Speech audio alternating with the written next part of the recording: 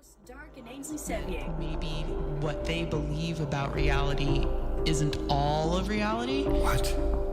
I know, right? We're on a mission to have a better time with more people more often. The question is more, how do you get there? Post-Orthodoxy explores strongly held beliefs, how those belief systems divide or connect people, and what might be found beyond those reality bubbles. Keep calm. Don't lose your head. I've got a piece of chocolate here with me because I got anxiety about doing this. Welcome to this neighborhood, neighbor.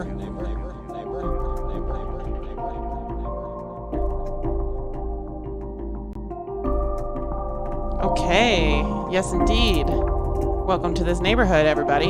Thank you for joining Post-Orthodoxy. Appreciate you hanging out. We had a couple technical difficulties there at the beginning, but we've sorted it. Oh, very so I'm good. just going to remain calm. Yeah, just remain calm. Just going to remain calm. I start just don't panic. Pushing buttons and being like, I didn't mean to push that button. I don't know what happened, but we're good. It's all good. You could rely on the wisdom of the Hitchhiker's Guide to the Galaxy. Your thing's making some noise. Yeah, I'm working on it here. Why is it I want it to make less noise. Okay. Yeah, there we go. So yes, don't panic and bring a towel. Don't panic, bring a towel, etc., etc. Guys, this is Post-Orthodoxy Season 2, Episode 22. This week, we have the pleasure of a special guest joining us all the way from Russia. It's 11 p.m. in St. Petersburg, where he's at tonight.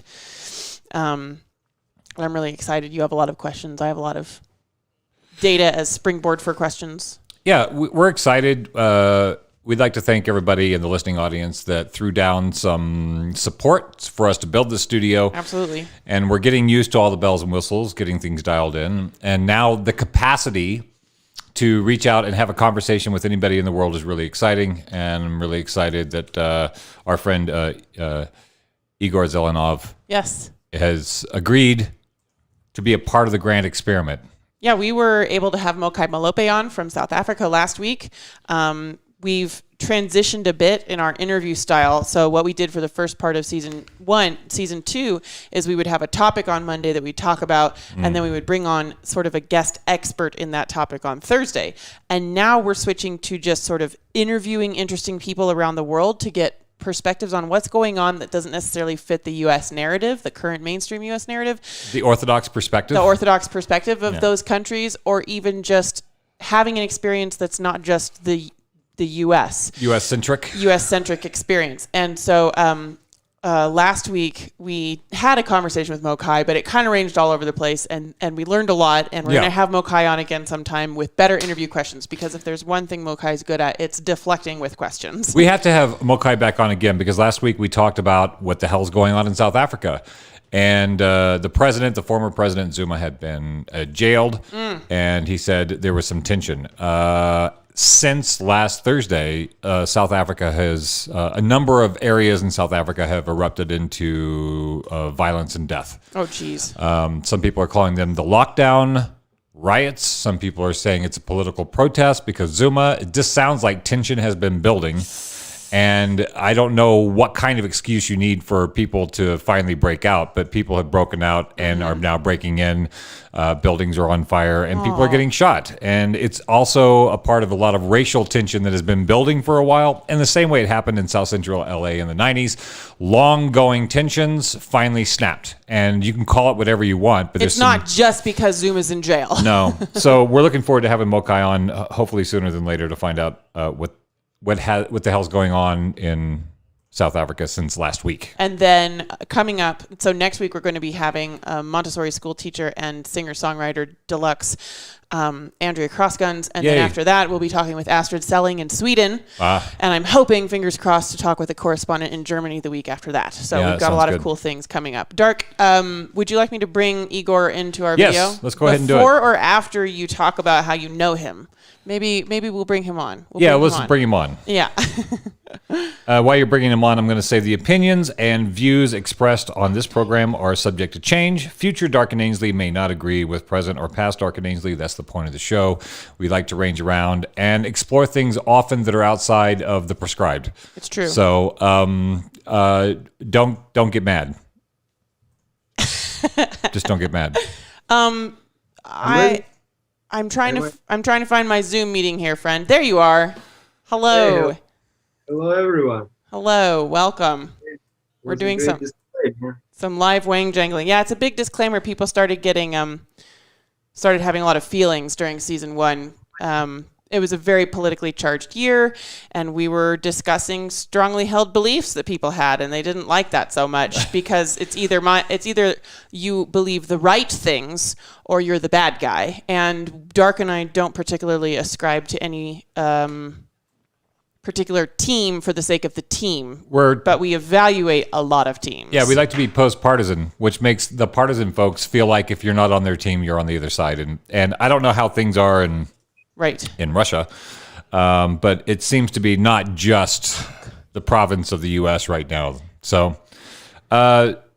you're going to see some crazy shit show up. I had to redo the window capture again. I'm watching it all happen, yeah. I don't know why it's doing. This isn't because I don't know what's going. It's not because I don't know what I'm doing. It's because something weird is happening and I don't know what weird thing is happening. Does that make sense? Yeah, it makes sense. Like, I do know how to do this. We've had several Zoom guests before. Sorry, Igor. So to our audience, I met our guest probably in 2014, I'm guessing, in 2015 here in Butte, America. He told me that he was having problems with car registration in California or some kind of hubbub around registration, and he looked at a map and saw a giant black hole somewhere in Montana and thought, let's go check that out. Oh my goodness. That's the Berkeley Pit, and he ended up in Butte, Montana for a little while, and I had the pleasure of working with him at the Butte Arts Monthly, and it was nice to meet him. And unfortunately, we didn't really get a chance to have any deep drop-ins before he was out and about again. So thank you for joining the show, and let's get to know each other now. Some more. Yeah. Well, and first for me, because I haven't met you before. Hi. Hi. Hi. Your hair is longer in your video than it is in the photo that you sent me. Yeah, because time passed. Like 2 months ago, I think. Yeah, it's keep growing for some reason. So it's 11 p.m. in St. Petersburg right now. What's the weather like these days? The weather. Oh, that's nice. It's nice to talk about it. The thing is, it's abnormally hot. It's super hot. It's the hottest summer I ever experienced here. It's like you guys are in Fahrenheit, so in Celsius, it's sometimes like 33, 34 degrees. Oh my goodness, that is hot. Yeah. If you can convert, then it's I'm gonna do it right now. And St. Petersburg, it's usually in the north, so it's northern city, and usually the summer is kind of fragile here. You feel that it's gonna come to an end really soon. But right now, it's tropics. It's crazy. So it's really humid too. Yeah, it's humid. It's it's sea climate, and it's not supposed to be like this, but I like it. It's nice. Can we really say that it's abnormally anything anymore? I feel like the norm is now abnormal when it comes to the climate. Yeah, people are like, "Oh my lord, it's this year. Last time the roses weren't blooming," and I'm like, "So what? The whole thing's going to. It's all changing. Like abnormal is normal." Yeah, the usual unusual, as I like to say. So, thanks for coming on the show. I wanted to have you on because you're the only person I know in Russia, and I've met you before, so you're not an unknown factor. I feel like maybe you're the only person I know in Russia. I know a lady. You're the only Russian I know in Russia. Right. I know a lady from Russia, but she's lived in Butte. You have a couple there, yeah. You have a couple there. So this was very interesting place to meet Russians in the United States. In Butte, there is Lucy yep. Fry, yep. So I wanted to ask you a couple of questions about, since you grew up in Russia and you spent a little bit of time in the U.S. I grew up. I'm 52, so I was in my early years in the 80s, the Cold War, I guess the second phase of the Cold War, which would be the Reagan phase of the Cold War. The Russians were the boogeymen. Every movie, action film, the bad guy was a Russian. we were taught as kids in school that the Russians might just decide to nuke us at any moment, and as long as we got under our desk, we would be fine. And so Russia has been used as a boogeyman in the United States for a long time, and there seems to be a resurgence in the boogeyman thing with the 2016 election, where the Democrats claimed that the Russians made Trump president. It couldn't have been that the Democrats had terrible candidates. It was obviously the Russians. So I wanted to talk to you about you growing up in Russia and coming over to the United States first. What were your preconceived notions of the U.S., and which ones turned out to be correct and which ones turned out to be incorrect? So that's a good question. I was born in '86, so I didn't see Soviet Union much. You missed all that. Yeah, I missed the Soviet Union. I was 4 or 5 when it broke up, so didn't experience it much. Don't remember much. But '90s were very America-centered in culture in Russia. Like America influenced culture culturally a lot. So the thing I think that's like my generation, people who are now in their 30s, they are very they grew up on American movies. So we had this VHS players, and we were going to the place, to the market, and you buy the VHS with the pirate movies. Like each VHS had 2 movies usually. One is like action movie, and another one gonna be some sci-fi or like comedy. It usually like the setup was like this. So yeah, we grew up on. I grew up on like Lethal Weapon, Die Hard. Right. So very American childhood, and so this was always like a dream for me to go to the United States at some point. To go and see what it's actually like. New York looks pretty much like in the movies, actually, so it's fine. Yeah. So yeah, everything like games and Sega, PlayStation, Dandy, all this. Okay. All pretty much, I think the same as a kid in the United States. Was that typical? Is that the youth in Russia in the 80s and 90s were doing? Well, we're in consuming the same entertainment that the youth in the U.S. were. Do you guys have like movie stars over there? I think it's more about 90s. 80s was very different. 80s was like still Soviet Union, and Soviet Union didn't let anything like the okay. Everything was all the culture was like not like a home culture. There was no much import. So the culture back then.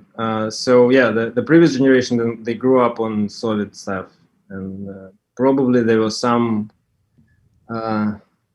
rebels who had the, I don't know, VHS at home in 80s, but it was like some really like very few people. So yeah, for the 90s was common. I think it changed in 2000s. So the next generations grew up on Russian content and on Russian culture. I don't like it personally, like most of the stuff, like TV series and like I don't consume it much. But yeah, I think there was a shift since actually Putin came into power. So there was a shift towards like towards Russian stuff. Right. I wanted so from your impression. So for me, I remember I think it was 1992 when the Soviet Union ended. And that was a big shift. So the floodgates opened. There was more cultural exchange going on. So growing up in that, you had like a very Hollywood-centric, I imagine, version of the U.S. And when you came over here, you went to New York. You also went to California as well? To California, to a very weird place. I've been I've been to Sacramento for some time in California, and some arcade or something like this in the north. Arcadia? Yeah. Arcadia, maybe, yeah. Yep. And very briefly to San Francisco. I didn't like it much, so I didn't stay for long. So What didn't you like about San Yeah, Francisco? what ideas did you have about the U.S. that you were disabused of when you came here? Which ideas or which perceptions were Disabused. What's that? Okay, go on. Yeah, I was just wondering, like, growing up with the sort of Hollywood version of the U.S., from the Russian perspective, looking through the Hollywood lens about the U.S., when you came here, what things were you surprised by, did not jibe or were not copacetic with your ideas of what you were coming to? Okay, maybe the most surprising thing or unexpected thing was the feeling of the control you have on the East Coast, for example. It's more it's felt very like powerfully. So like you have to follow like certain rules in the United States, as I understand. Because here, like this is like a big difference, I think, between Russia and like Western civilization, like Western countries, since we have like laws here are like some gray zones. You can go around, you can like skip the rules, and people like close eyes on this. And in the United States, if you do something wrong, you get a fine. Here you do something wrong and you say, oh, like sorry, and that's kind of fine. Maybe most of the cases. Bribery is still a thing. Is it a bribery thing, or is it like a small town, like, I know your dad, like that sort of thing? Yeah, maybe. Bribery is a huge thing, yeah. And the thing is that, there is a saying here that the laws are strict, but you don't have to follow them here. So this is the... Well, what sorts of things were stricter in the U.S.? Are you talking about like traffic? Yeah, is it traffic? Is it like traffic tickets? For sure. Everyone drives like an idiot here, and it's fine. In the United States, you try this, you get stopped by when I was on my second visit to the United States, I think the policeman stopped me. He said that I ran on red light. I don't remember that. And I was driving a scooter. And the whole experience was very scary because he was always like holding his hand on his gun. And I was like a 20-year-old like kid, really like skinny, and I don't know what, I didn't pose any threat, I think. So, and yeah, he gave me a fine, a court order, and something like this, but he spelled my name incorrectly, so I didn't go. All right, no, but tell us how to pronounce your name. Yeah, again? Tell us how to pronounce your name correctly. Yeah, you said correctly, Igor Zelenov. Very good. He messed up the letters in the name and in the surname. So he obviously wasn't talking to you then. yeah, not to me. I've never been there. It's like it's not me. So the thing is that here it's impossible situation. Like they will stop you. They will maybe like try to get some money from you, or like maybe they will just let you go, or maybe they will. This is different. Like it's no like in the United States, as I can like okay. So everyone has a certain role in the society. Like the policeman is the guarder of the law. And here the policeman is maybe like half a guarder of the law and half someone else. So. Oh, that brings me to a question. I feel like I should ask this at the beginning of the show. Like, are there certain things we shouldn't ask you about on the internet? Like, are there things you can't talk about? Because that was kind of my perception, was like, I grew up in the 90s also. So our boogeyman was more China taking jobs and crushing religious freedom and not letting people have as many babies as they wanted. But like Russia was also not a place where you're allowed to speak out against your government and have freedom of expression. And so I guess I worry. I still have that in my head. Like I worry for you, my friend. Like, is it okay to talk about? Is the KGB coming? Is anybody going to knock on your door? Can you even talk about Putin? Like, what's going on? Yeah, you can talk whatever. Yeah, like the way that, especially on Zoom, and especially like they don't. I don't think they. You don't think they regulate Even social if- media? And even if someone listens this, like really not. I'm not a public person. It's maybe like a bad thing for a public person to do. Like if you're like popular or something, Right. Gotcha. If you're a speaker or something, you might face some consequences, but that's not going to be direct consequences. You will have, for example, we had here this thing. There is like a scene, like a band.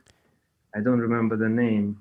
Pussy So Riot. the thing is that she's the singer in the band is the wife of the opposition politician. So at some point they started to cancel her shows because of the COVID restrictions. Now other shows go, but they just make her shows cancel. So that's not the direct punishment. It's like kind of indirect. So they can find things how to, how to make you pay. They're just going to shut her down a little bit. Yeah, so it's not. In some cases, like in the case like with Navalny, it's more direct. So they're trying to kill him, and Who? And then fail the government. I guess. No, trying to kill who? Navalny. You Navalny. know that's how far your research went. Well, we're kind of doing some 101 stuff here. Very 101. Because I'm thinking in terms of our audience and a lot of people that I know that grew up with these stereotypes. We have no of fresh what's going information on as a country. in Russia. And so, like, for example, like the way that I was raised and my perception of Russia is that we are the free ones, and the Russian one, in Russia, if you get pulled over, you're probably going to Siberia. That was the way that we told it here. That was the impression. So I think I wanted to do some basic stuff for our audience so that people could maybe get a local perspective on the tropes that we think about Russia versus what's really happening. And I think it's really interesting that Russia in the 80s is different than Russia in the 70s, is different than Russia in the 90s, etc. Whereas the perception here has not changed that much for people. The perception hasn't changed. That's interesting. So, I was looking, as far as research goes, I was looking at the Russian Constitution, which is, from what I understand, the second longest lasting constitution that has only been in place since 1993. I think for a lot of Americans, they would say, wait, I thought the Constitution was the thing that somebody has forever. And I was looking into the Russian Constitution, and I thought what I found interesting was that at the beginning, is it okay if I just read for the audience? I'm going to read something I found from Wikipedia on Russia. The amendments of the 2020 to remove the in a row clause from the article regulating the maximum number of presidential terms, discounting previous presidential terms before the amendment enters into force. Other changes are recognition of Russia as a successor to the Soviet Union in relationship to international organizations, treaties, and assets of the USSR stipulated by the international treaties outside of the territory of Russian Federation, banning ceding Russian territory, diminishing the accomplishments by the, quote, defenders of the fatherland, and their role in World War II is no longer allowed. And their role in World War and enshrining God and heterosexual marriage in the Constitution. That's one of those things where in the U.S. we were both raised super fundamentalist Christian, and so the idea was that Russia was always the godless Russians, the godless communists. And doing some research today, we found out that more people identify as Christian in Russia than the U.S. now. So was that always there and people kept it under wraps? Or did suddenly, how many people in Russia identify as a Christian? Over 75%. And suddenly 75% of the Russians it's not converted? Suddenly. It's, no, it's not suddenly. It's been, you can I've looked at so many pieces of data. I was looking at the CIA data. I was looking at the WHO's data. I've been looking at official statistics from the Federal State Statistics Service, .gov.ru. I looked at Pew Research, and I looked at Statista, which I didn't like Statista as much because Statista? You have to have a membership in order to see where they're getting their information from. Oh. You have to have a membership to see the sources of their data. So, it's probably Statista. Yeah. But I'll see if I can find. I was just focusing on the most recent data, but it's been Christian for a long time.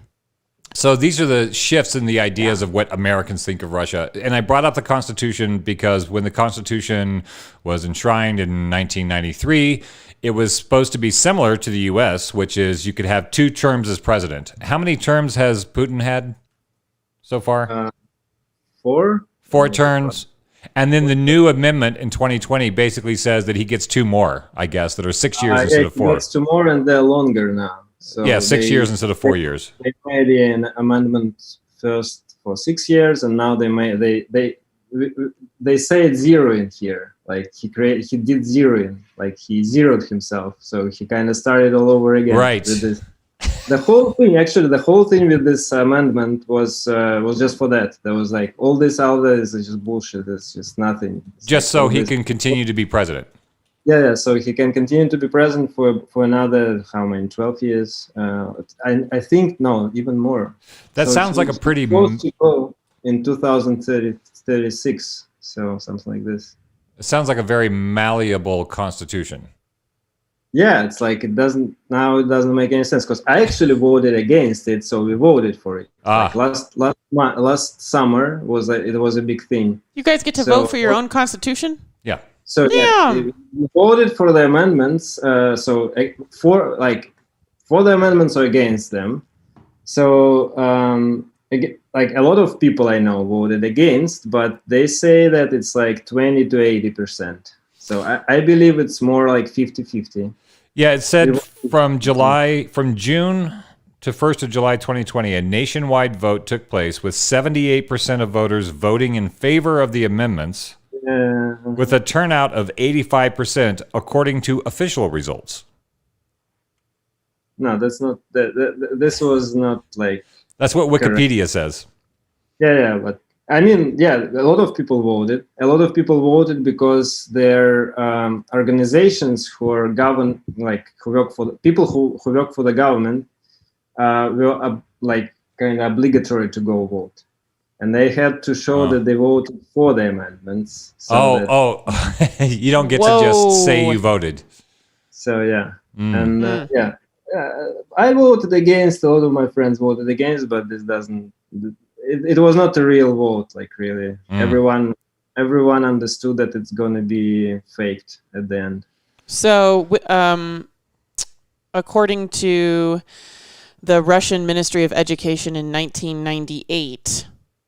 There used to be 50.3% Eastern Orthodox Christian population, and now it's 43% Eastern Orthodox Christian. What is Eastern Orthodox? What did you say to me? What is Eastern Orthodox? What is it? So wait, you live there. It's like, is it Christian Orthodox or something like this? Yeah, Eastern Orthodox Christianity. So like in the US, when 75% of the US identifies as Christian, but they might be Mormon, they might be Protestant, they're largely going to be Protestant Catholic. or evangelical Catholic. Yeah. Baptist. According to the statistics in Russia, 75% of the country identifies as Christian, but they're largely going to be Orthodox Christian with like some Protestants and some Catholics. So I would say if you go to towards the religion, and you said the godless Russians before, so I would. That was the stereotype. Yeah. It was the stereotype, but I would say it's more like godless Russians than Orthodox Christians. I think we have a very similar thing here, Igor, in the U.S., where If you have to click a box. if you have to click a box on a census study or something like that, you're gonna click Christian. You're like, well, I'm not an atheist. You're going to hedge your bets just in case there's a God. Just in case. Yeah. So I think there are a lot of people in the U.S. that just click Christian, even though they don't go to church and they drink and smoke and have sex outside of marriage and things like that. Okay. So the same here, I guess, but I think it's in bigger scale. Because again, the thing I noticed in the United States when I came, that there are like real people going to church. There are no real people going to church here. No one goes to church unless someone dies. If someone In dies, Russia. someone dies, you have to go to the church. But like, unless someone dies, you can, come into the church and see. Oh, it's nice. Like, it's cool, interesting. So people aren't just going regularly. Right. Maybe there are like, I know some. I even know not Mormons but Baptists here. Some Baptists, and they take it serious. Yeah. Orthodox, I'm not sure. Like maybe very old people, but people. I grew up like outside of the religion completely. I never faced the religion. You say it like when you turn someone into a Christian, you baptize him, right? Yeah. Yeah. So right. I was baptized when I was 7. Since 7, I never interacted with church in any way, really. Unless just go into the church and see that it's this is one has interesting architecture. This one has right. So I went and had a couple of beers with a Serbian Orthodox Christian priest 2 nights ago, and what became clear to me is the Orthodox Christianity is very, very, very different than Western Christianity. So I think when we talk about Christians in Russia and Christians in the U.S., we might as well be talking about poodles and Great Danes. They're very, very different. They might be both considered dogs, but they're very different creatures. So I'm just now wading into what Orthodox Christianity is. I was not that familiar with it. So I think it's interesting when we talk about Christians in Russia and the U.S., we may be crossing wires if you don't know the difference between the two. Mm-hmm. Maybe the better place to study it is Greece. The Greek sure. Yeah. In Greece, they're more it's more pure. Here, it's a lot of money. It's more pure. A lot of bribery. So this is like some of these priests are really sketchy people. Really, it's like I don't know, but yeah, it feels much better in Greece, and it's much like you come into the church and you kind of feel welcome there. Here, like you can come in and you can get some note that you're not doing something correctly, or you have to, I don't know, don't touch this, don't look there. So I see what you're saying is that churches in the U.S. are more like family modules, community centers, where like you come in, there are kids running around, there are like goldfish crackers, and people are having long conversations with friends, and it's sort of a homey living room type thing. But in hashtag not all. Yeah. Comparatively, stereotypically, broadly speaking, Yeah. But in Russia, you're saying church is really just for special occasions, and it's not someplace where you go to visit with friends and loved ones. It's much darker experience, I must say. Like the whole Orthodox thing is much darker than the Catholic. It's like the aesthetic, like how they dress, how the churches look. Again, in Greece, it's Orthodox, but it's much more lovely. Here it's darker. It's like really this experience when something bad is happening, so you have this last thing to go, and you probably like hope like to get some help there. Gotcha. So yeah, people cry there, and it's like not really nice. So Russia is full of a bunch of godless people. I would say so, yeah. Definitely a higher percentage of of atheists than the U.S., right? Much higher. We only have about 3% of people who claim- identify as atheist in the U.S. Only 3%. Oh my God. Yeah, but in Russia, you guys apparently have at least 13% who have claim said it. they are Right. atheists. They're like, no, I'm comfortable saying that. Yeah.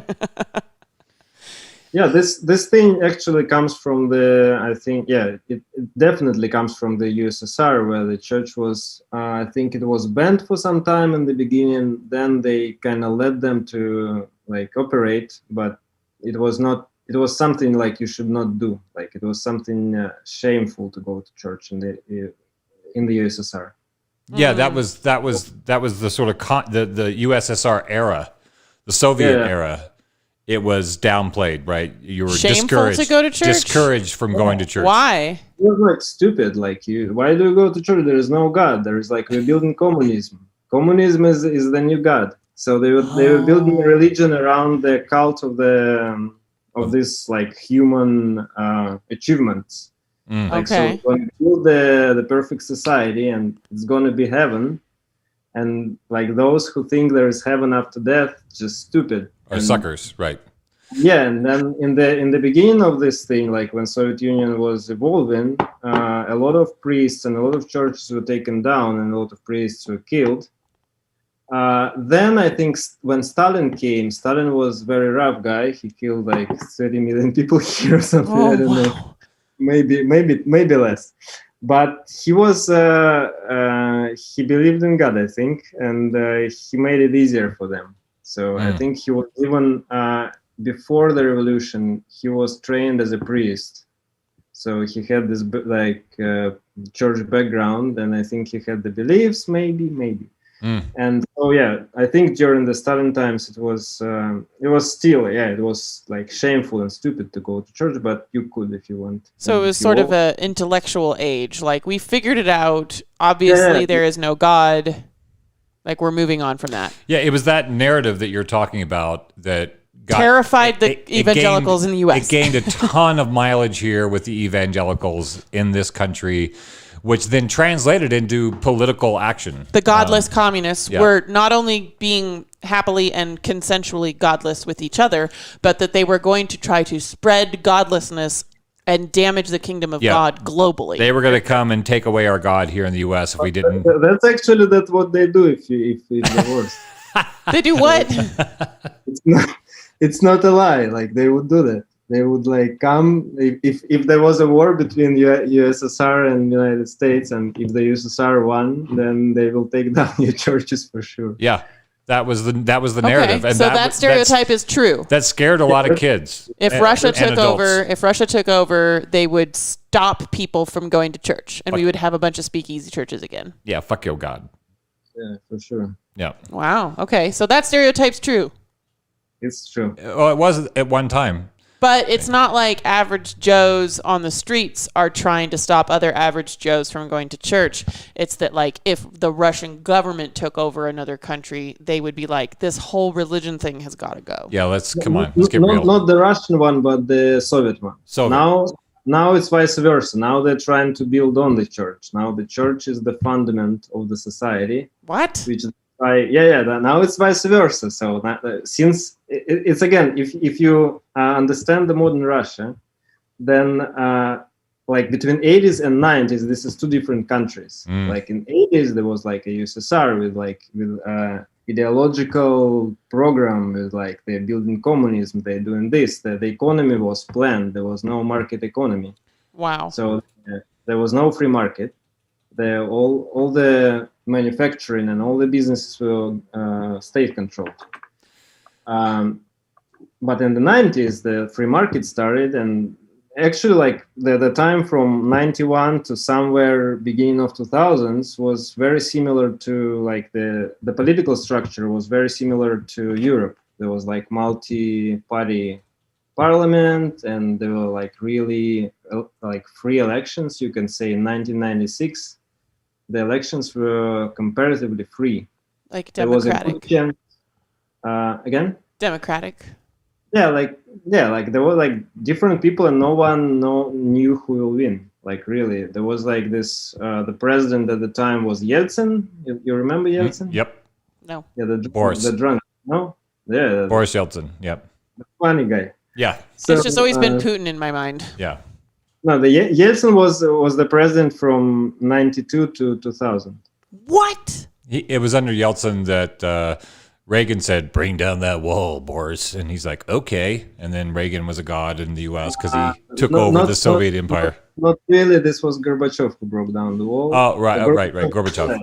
Gorbachev, he's still alive actually. And, Who was Gorbachev? He was the president Gorbachev- before Yeltsin. Oh. He's the first and the last president of the USSR. Before him, he actually created this role, the president of the USSR. Before there was like a general secretary or something. Now he started the process of democratization, like called perestroika. I think you might have heard this. So in the 80s, he started this. And it led to the breakdown of the Soviet Union eventually. But yeah, he was the one who took down the Berlin Wall. Gorbachev. After him was Yeltsin. Yeltsin was kind of okay. I like. And he was the first president of the Russia Federation. Right. The first one. And then Putin. Did you ever see the Pizza Hut commercial with Gorbachev? Yeah, I think I've seen it. They got the former president of the Soviet Union to do a Pizza Hut commercial. Wow. Back in there. That was fascinating. When was that? In the 1960s? Yeah, it was. Let me see. I'm sending it to my engineer over here. This was 1998. Pizza Hut International. So this is when Western corporations were more moving into Russia, right? Yeah, but there is still Pizza Hut in Russia, I guess, somewhere in Moscow. It's not very popular though, but yeah, there is. And McDonald's is very popular. So everywhere. As a person who grew up in Russia, you came to the U.S. How did you? This is for our local audience now. How did you end up in Butte, Montana? Oh my God, I don't know. No, the thing is, I don't know. I had a very chaotic travel plan. I was just first I was like taking just the cheapest buses to whatever location from New York because I didn't have much money. Yeah, and then I think someone maybe this comes from the 90s again.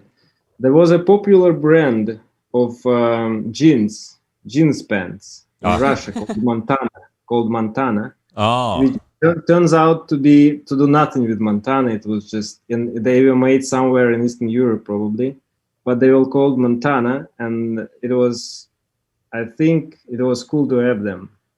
Probably so. This comes from some kind of subconscious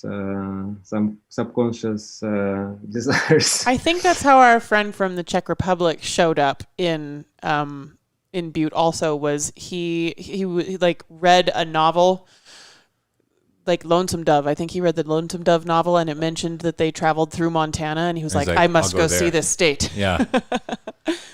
Yeah. Similar of jeans to the Montana jeans. When I was in South Africa, there's a knockoff brand of shoes that is sort of like the Chuck Martin shoes, which are those canvas high top shoes that every punk wears. And there's a knockoff version in South Africa called Soviet. So I thought that was funny. Okay. And that is so. Wait. All right. I see what you're saying. You know what I'm saying? In South Africa, they have a shoe called the Soviet shoe. Well, it's a brand called Soviet, which is a knockoff Chuck Martin shoe. Yeah. Huh. Interesting. Does it have little stars on it? And it turned out well. Like I liked it. It's a great land, I would say, Montana.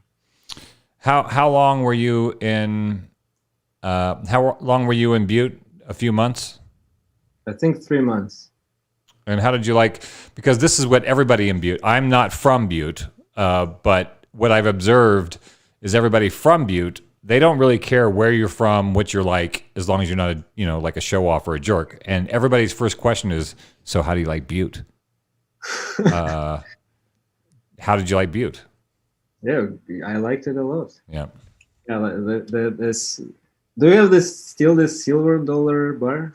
There? Yeah, silver dollar's still there. Still being silver dollar. It's true. Yep. They're Actually, like, I like the way I blended in. Like, I blended it really, really smoothly.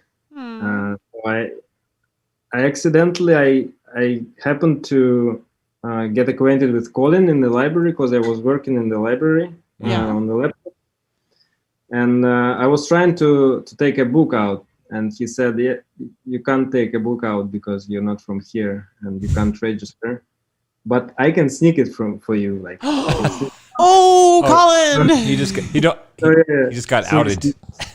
Yeah, so he got me the book. We went to some kind of and then we went to some kind of a public discussion of what memorial to build for the on the Oh, your microphone just went crazy for a second. What kind of memorial to build for what? Again, so we ended up on the public discussion for like in IBRC, this like the Center for Contemporary Arts, something like this. Yes. For which memorial to build for the geese which died on the Berkeley pit. Oh, like, the goose. Wow, the geese memorial for the Berkeley pit. Did they ever actually make a physical memorial in town, or did they just have like that big event? Because I know they did a big old like funereal wake style event with artists and musicians and things. Yeah, was that for the original goose die-off, or was that for the really severe one that happened in 2016? Because there was even a bigger die-off in 2016 during a flood, a bunch like three. This was for original one because this happened after me. Right. Yeah, I don't think they built the memorial yet, but they've had a few. There's some T-shirts printed. Did you want to watch this video, the Pizza Hut video with Gorbachev? Sure. Let's watch the Gorbachev Pizza Hut video. Let's see if I can make it work. Everybody still here, everybody? That's good. We're trying our new technology to see what we can get away with. Trying to be fancy here. So we've got this Gorbachev video. I'll just try playing it and see what happens. 5, 4, 3, 2. Oh, no music. Let me try. Figured this out last time. It's very beautiful, but we don't have any noise. Oh. Well, there's some nice imagery of Russia. How did I do that last time? I figured that out. Gorbachev. It's true. Yeah. And Pizza Hut. Yeah. Well, that's all we get. Okay. So anyway, he did that. That was cool.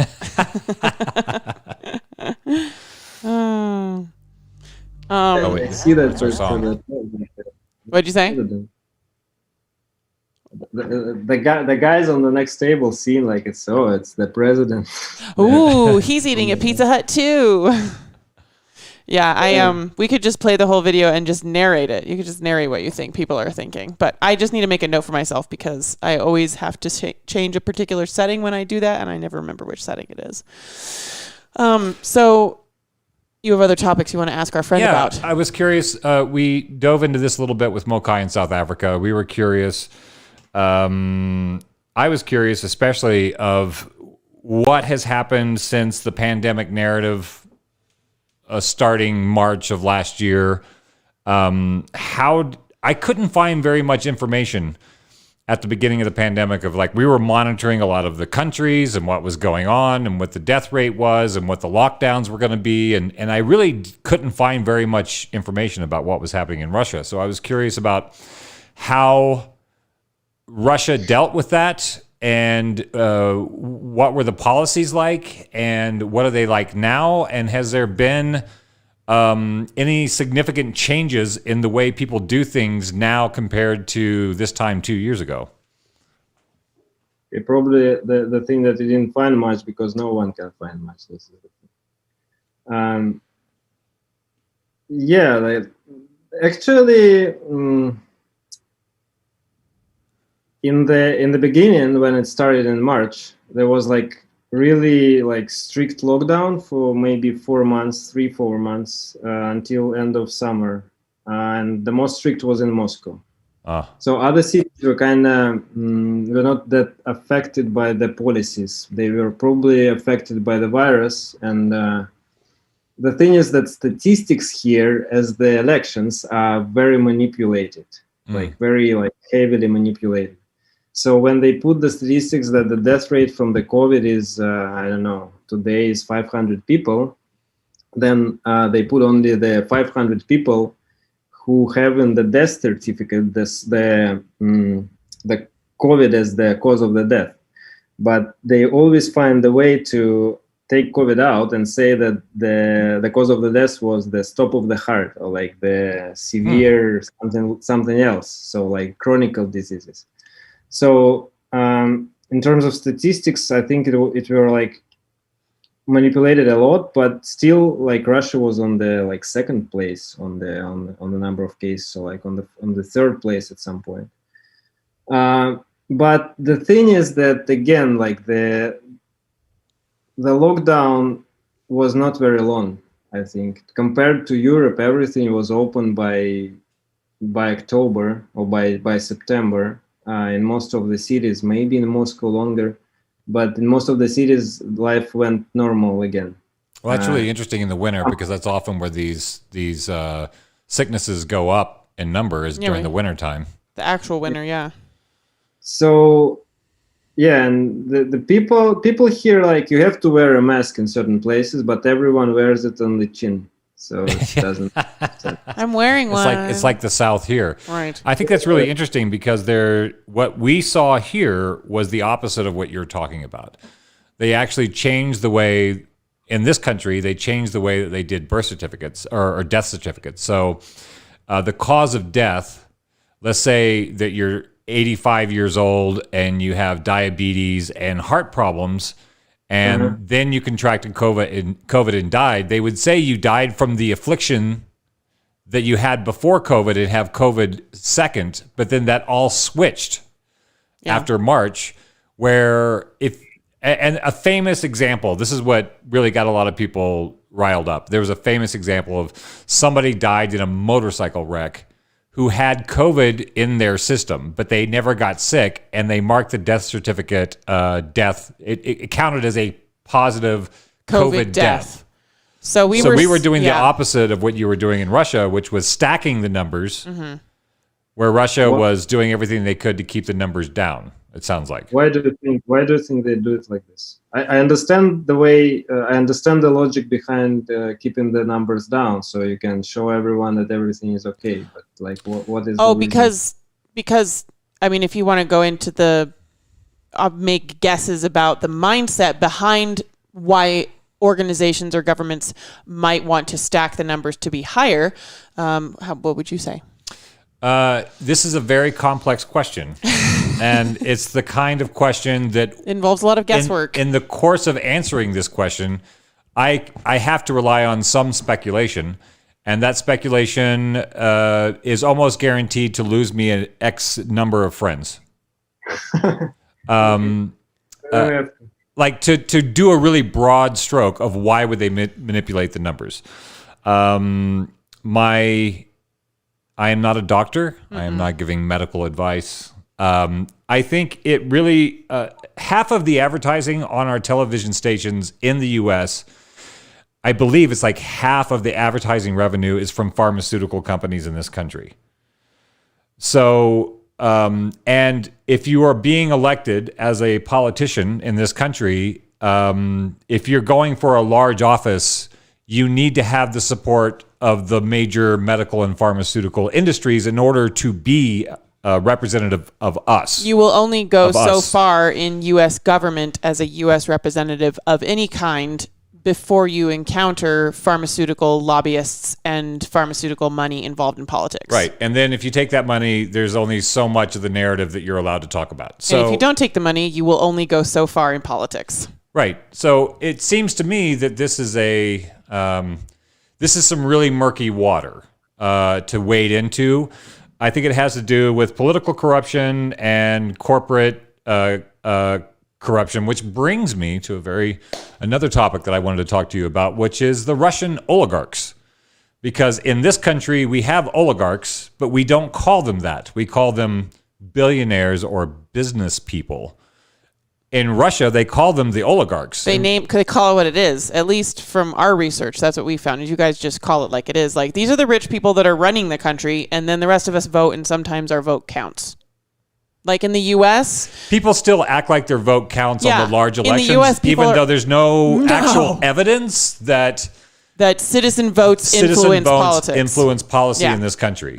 But we still are sort of under this illusion that voting for representatives, that those representatives are then going to put into motion what the voters want. There's very, very little evidence that that's been happening very much in the last 30 years or so. Widespread lack of education and widespread denial about the level of corporate bribery in our political system. A lot of people just, they've moved on from believing in the nuclear family, and they've moved on from believing in church, and they've just sort of settled recently widespreadly on believing in politics, and that's my group, is my political group and my country, and I live in the best country on the planet because what I say goes in my country. That means I'm valued as a citizen. And so a lot of people just turn a blind eye to the fact that corporate bribery is really running the country, not votes. Yeah, we're run even though we have documents. We're run by the oligarchs here, but we're still in denial. Yeah. It sounds like you guys just say. Yeah, you're a little more straightforward about it. So can you talk to us a little bit about the Russian oligarchs? From what I understand, after when the Soviet Union fell apart or ended or took a bow, that many of the resources and industries were Soviet owned or owned by the people. And then they all got privatized. And the oligarchs were the ones that were able to come in and munch up all what used to be government assets and then became personal assets. And that's the oligarchs? Yeah. I think, that's the thing here is in the source of the wealth. So you have maybe like your billionaires have different source of the wealth, and the money are all like the money is older there. So the money like comes somewhere from I don't know, 19th century, from the industrialization, something like this. Right. Here, all the money, most of the money, I think maybe all the money are relatively new. So everything started in the 90s. The privatization, what was the idea? The idea was that they sell the shares they just give away the shares to the workers. And so the factories will be really like governed like and owned by people. But workers didn't understand what to do with these shares, so they just started selling them, like exchanging them for goods or something like this. So, and there were like a bunch of people who started like buying them, and they just bought all the manufacturing stuff and like oil industry, everything. So this formed probably like maybe, I don't know, several hundred very rich people here. And they were pretty much, I don't know, they still pretty much rule in the country. For example, I think it's kind of common knowledge, maybe not everyone kind of aware of this, but like Putin is a project of Berezovsky. Berezovsky was a like big oligarch here in a very like kind of public one in the end of the 90s and beginning of 2000s, and they were trying their target was not to let communists back to the government, because the communists were like very likely to win the election, because the life of average Russian was very shitty in the 90s. So everyone started to think maybe we go back to communism, and the Communist Party is still here, like they're still in the parliament with like maybe 15% of shares. So wait, life for the average Russian was kind of shitty in the 90s, and so they said we should go back to communism? Not they said, but there was a possibility again. Like I just mean because what I heard is that the life of the average Russian is shitty because of communism. Well, that was our story. It's like it's a long story. Like they fucked up the economy by the end of the 80s, but then when the government changed and the market opened up, it didn't help. Like everything was still bad, and everything was still like going down, and there was like a huge inflation in the 90s. So, for example, in the elections of 1996, there was a huge possibility that the candidate from the communists will win.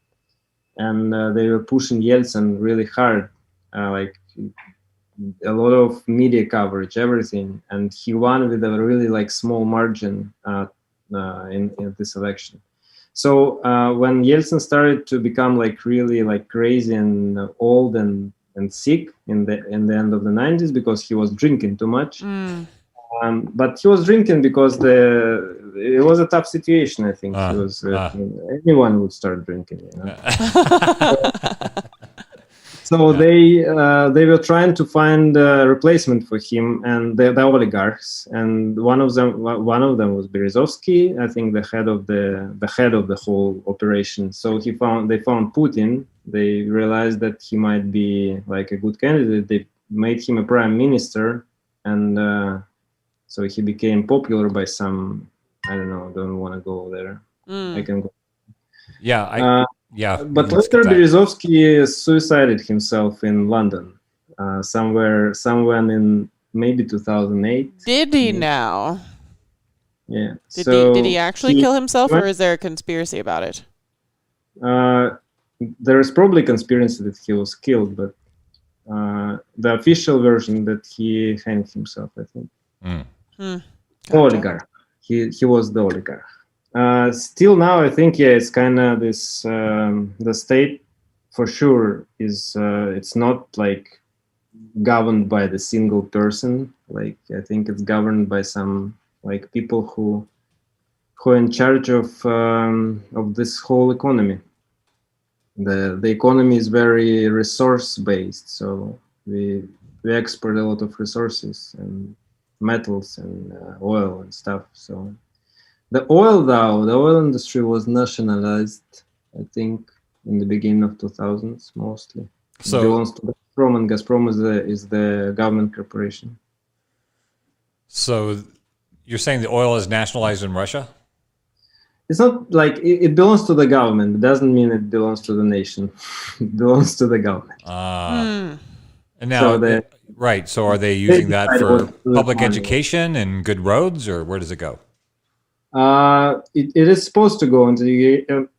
To be honest, again, like if you talk to like very like liberal left person here, they would say that they just steal all the money and they just do nothing.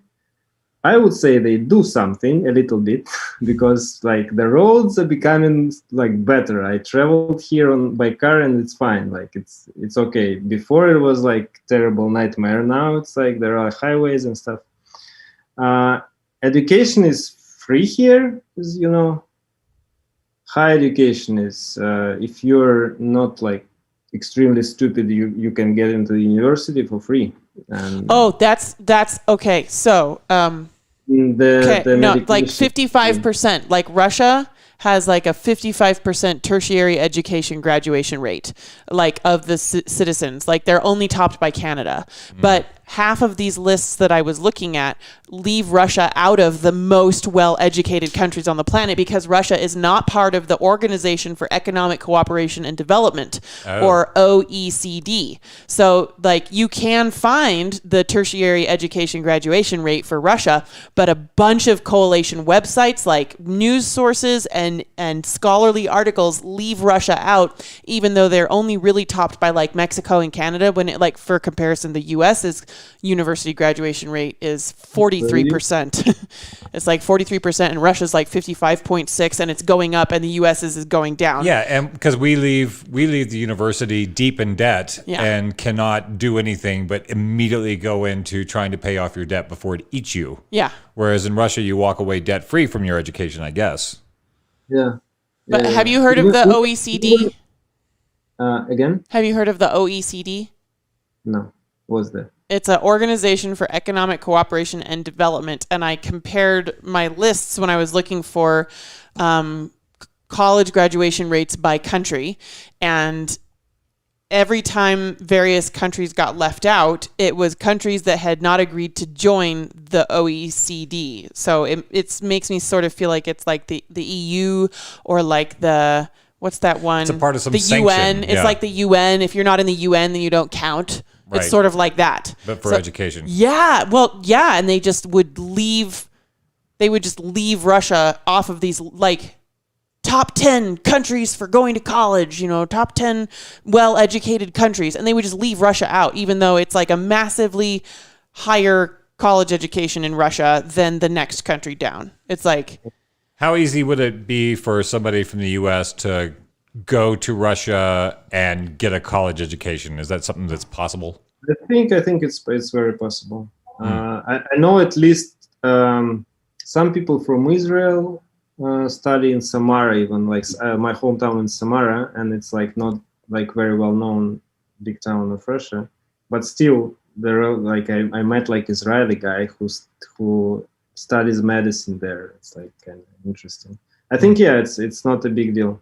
You can if you want you can, but the thing is like why would you want? You have to know Russian. Well, because it's cost prohibitive to do it here. But you can go to Germany, and Germany is free as well. Right. But I mean, and it's gonna be a claimed education here. I think but anyway, like if you immigrate from Russia with a diploma, it still counts. Like the diploma still counts, so you can. It counts in other countries. Yeah, I have heard that immigration to Russia is on a decline. Like your guys' population is slowly declining, and a large part of that is because immigration to Russia is on a decline. Immigration to Russia is close to it rises from the Middle East, from these Middle Eastern countries, like ex-Soviet republics. There are like a lot of people coming in, but this is mostly like they work as taxi drivers, they work as they work on the construction and clean the streets and stuff. But like people from other like developed countries, never like few immigrate here, very few, and this is very special occasions. Do you think people should come to Russia? Why not? Yeah, probably. I mean, like it's not that bad here. Like if you come, you will find it okay. I'm interested. I'm interested in the whether or not you or people like you, people who live in Russia, if they were privy to the narrative after the 2016 election of Donald Trump. The left-wing narrative here was that the Russians rigged our election, and that's why we had Donald Trump. That was on the left-wing media every night. They were finally going to uncover the deep, deep, deep conspiracy that Trump had convinced Putin to rig the election for Trump. Was that a narrative that you heard over there? Or I heard it, for sure, yeah. It's a noble thing to think, It's a good thing to think that you influenced, that Russia somehow influenced the US elections. But I think they maybe tried, and maybe they try each time. I don't know how it works really, because there are a lot of conspiracies and like bunch of hackers like hacking something. I don't know. I don't think that they actually succeeded, but I remember this time I was in the United States just before the election, and I didn't believe like Trump would win, but just Hillary was not a really good candidate. That's the thing. Well, I think that was the Occam's razor answer. We had terrible candidates. Terrible candidate. Another thing maybe again about the corporate thing, like that the corporate world controls the politics in the United States. Yes. Another thing was that Trump was with his own money, and people I think maybe voted because of this and saying that okay, he at least is not bribed by someone else. But that was a part of the sentiment. That was a part of the narrative. Yeah, maybe it's like I don't think it's true, but maybe. Michael Moore, U.S. filmmaker, that was one of his lines pre-Trump's election that I found one of the most salient lines of the pre-election narrative was that Donald Trump was a Molotov cocktail to be hurled at Washington. Because was so messed up. Because it was so messed up. They would rather throw Trump like a Molotov cocktail at D.C. to see if he can fuck it up, because they felt like it was so messed up that it was beyond repair by a Democratic candidate or some other Republican candidate, and that's why Trump won. Maybe. Maybe he shouldn't have used the term Molotov cocktail. Maybe that fueled the Russian conspiracy. Maybe. Oh, that's what my friend is writing there on the chat, and Yes, he says immigration is high. Not true. Not true. Population growth mostly because of immigrants here. Not because of birth rate. Not birth rate, no. But they're trying to make people make babies here. Hardly. They pay for the second one. They pay $10,000. Like just to have a baby. Yeah. If you have the second one, you get the money from the government, $10,000. Huh. That's interesting. I mean, how far does $10,000 go in Russia? Is that 10,000 US dollars? Yeah, $10,000 US. Okay. It's like 600,000 Russian rubles, I think. Yeah, something like this, something about this. And you can pay you can't spend this money freely. You can pay it towards the mortgage or education or something like this. But you can't just go and have a nice car or something. You have to pay for the mortgage. It has to go towards things. Nikita says, yeah, he has a baby, so he says 5,000. I think it's more, Nikita. I think it's now they made it more. If you make the second one, 10,000 if you have twins. You have one. No, maybe only 5,000 for your first baby and 10,000 for your second baby. I'm not sure. Maybe he's like, but yeah, they give comparatively big amount of money for. For our level of economy, it's a lot of money. So over here, and I like doing this back and forth to figure out what the hell's going on in Russia. Over here, and I've been hearing all over the United States. It's even happening in Butte. There's a massive buy-up of properties. So the big investment organizations like Blackstone and Vanguard are basically buying up all houses, apartments, derelict buildings. There's a story reported of an entirely new housing subdivision that was built in Texas was bought by Vanguard. The idea was that each human would get to go in and pick a house and buy the house, but instead... Right, so it's becoming increasingly difficult for young families to buy a house, which is how in this country people start the possibility of building some wealth is having an asset. At some point, getting to a point where you're not worried about how you're going to pay everything every month. Right. So it's becoming harder and harder. And this is all, there's just been a massive sweep since the beginning of this year of if you put your house on the market, it's going to be sold. And if you want to buy a house that's on the market, you have to offer $10,000, $20,000, $30,000 over what they're asking for it to even hope to be in the running to get it.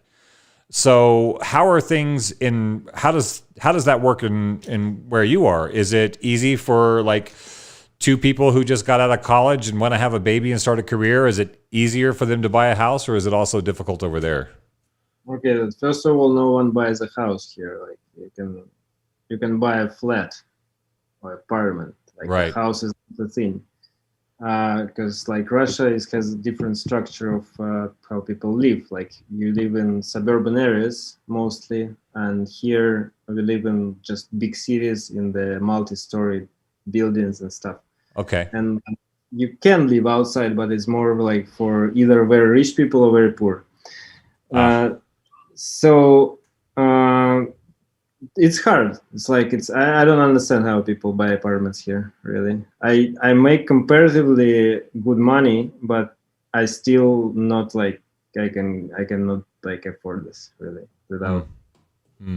You can take a mortgage and probably you can take a mortgage for a studio or something like this, and you're gonna pay it for another 15-20 years, which is kind of shitty, I think. People get houses here and they pay them off for 35, 40 years. Like it's just expected that when you buy a house, because the prices are so high, that you're just going to be paying it off forever. Yep. Yeah, probably. Yeah. I think the real estate is just getting expensive all over the world. Like really, it's just the thing that was always growing in the economy, like the price of the real estate. And again, as I remember, or like as I heard, like in 90s, it was kind of possible to buy an apartment in Moscow. Now to buy an apartment in Moscow, it's something like really something like you can't do really, unless you want So to that's get into sounds like a kind of- global thing. Yeah. In small cities, maybe it's more, again, in smaller cities, it's more affordable, but again, the salaries there are much lower. So it's, I think it levels things up. Do you guys have much of a homelessness problem?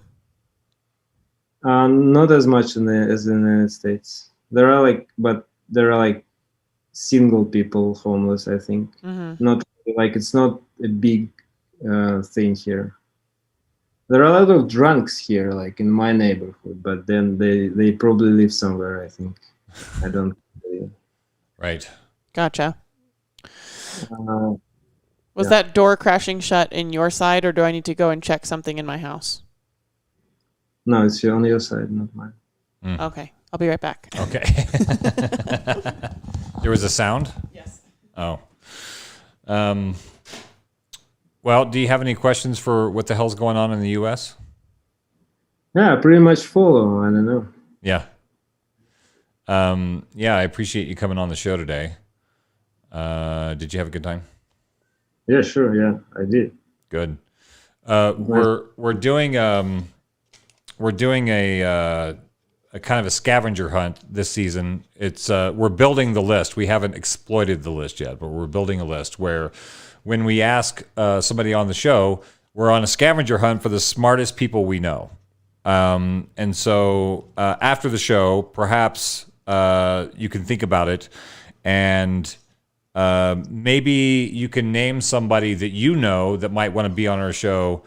We're trying to find a daisy chain scavenger hunt for the smartest people in the world. So like when people say, who's the smartest person you know, I have to think, and that could be economically, that could be somebody who's a really brilliant engineer or a philosopher, but we're looking to sort of build, to try to find the smartest people that we know, to see if we can find somebody who has a solution to some of the problems that we talk about on the show every week.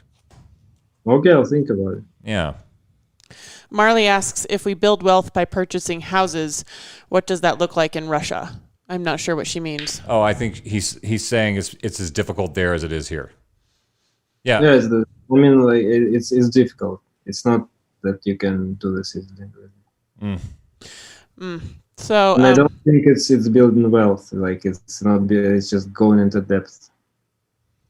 So is that a thing that Russians try to do to build wealth? Do you try to like in the U.S., the general trajectory of somebody's life is you're born, you slog through high school to get to 18, then you go immediately into college, whether you know what you want to do with your life or not. You get your college degree, now you're in debt, now you get 2 to 3 jobs, and you try to shift from renting to owning a home. That's the goal, is to go from renting to owning.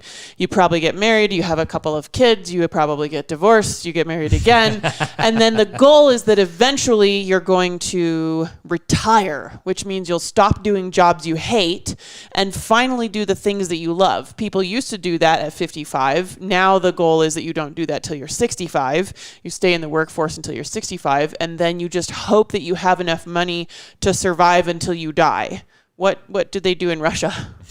Well, some people do the same as you say. I think some people, most of the people I know, they just trying to find things they want to do. They're just trying to find joy in their everyday lives.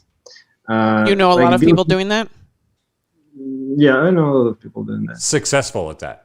Well, I mean, I don't even know very many people who are actually trying to find joy in their lives as a goal. Right. I don't know very many people who wake up and say, I'm going to try to find joy in my life today.